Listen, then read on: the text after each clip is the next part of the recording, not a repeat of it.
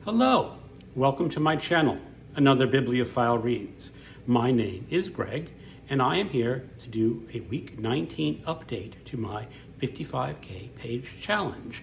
And this is where I've challenged myself to read 55,000 pages in 2022 in either print, digital, or audio format. And this week has been a little slow, but what have I been reading? For maybe Midrash, it is God, A Human History by Reza Aslan. And this is a very overarching view of how humans have created gods over history. It's not necessarily an atheistic work, but it is not something that true believers in Scripture are going to like too much.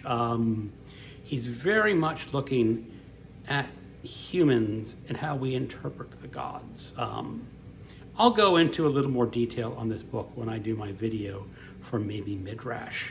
I really did not like this all that much. That's the brief overview. It was a little too many footnotes for me. The author got criticized when he wrote his book Zealot that he didn't have any footnotes, and I think he overcompensated in this book. The next book was an audiobook that was also from maybe Midrash, and that was Confucius, Buddha, Jesus, and Muhammad by Mark W. Muesse. And this is basically 4 short biographies of these teachers of world religion. And he does start out separately, but he does go ahead and try to condense them down to what do all these teachers have in common. And again, I'll go into a little more detail on my maybe Midrash video when that gets completed. But I really enjoyed this course. For the most part, I've really enjoyed most of the great courses that you can get, either in video or audiobook format.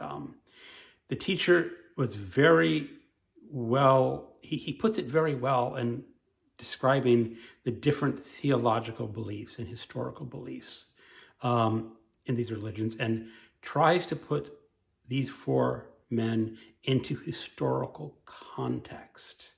And I really did appreciate that. And so that is definitely something I think a lot of people should check out. After that, I read basically a criminology recommendation. He's always going on about how great Ed McBain is and his 87th Precinct series of police procedurals. And I have to say, I have read 3 of his earlier books many years ago, but on reading this one, I can see why Ollie likes these books so much. They are good police procedurals. You just get a feeling of the detectives. You just get a hint of their personal lives, but mostly it's them beating the street and solving the crime. And this one starts off with the detectives walking to a liquor store. There's a whole bunch of broken liquor bottles on the ground, and there's a dead woman on the floor. And she was worked in the shop, and the police have to discover who killed her. And what I like about this is that it's so rooted in the real world. Okay, this is not a big spoiler, but you are going to not find a billionaire super genius serial killer who can outwit police detectives at a moment's notice, and only the super genius police detective is going to be able to solve the crime. These are ordinary police officers. And why not necessarily an ordinary crime? Because an ordinary crime, police know immediately who killed it because it's domestic or drug related, but they actually have to solve this crime, and they have to go interview the witnesses. And what's really fun about this one is that as the police are interviewing witnesses, you are getting stories about the victim. And just a little bit of a hint, in one person's account, the woman is a raving alcoholic. And in the second one, she's not an alcoholic at all.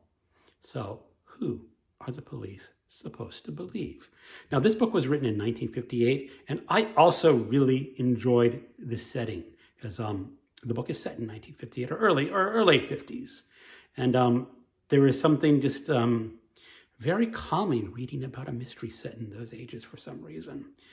So I am definitely going to be going on to more of the 87th Precinct novels. And that's really all the books that I read. More or less. There's going to be a little more, you'll see. But other than that, I was reading for Gothic Horror Week, and I've already done a video of that. So this is just going over that. I read The Decapitated Chicken by Quirogan.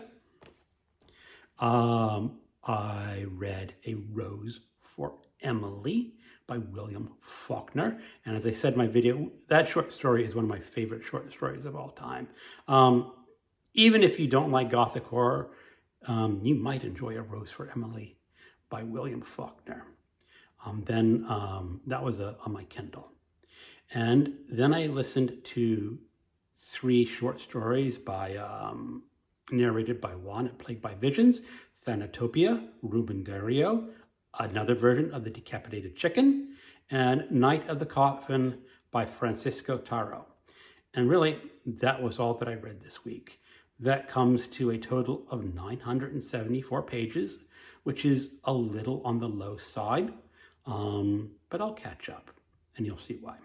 And that brings the yearly total so far to 23,563 pages.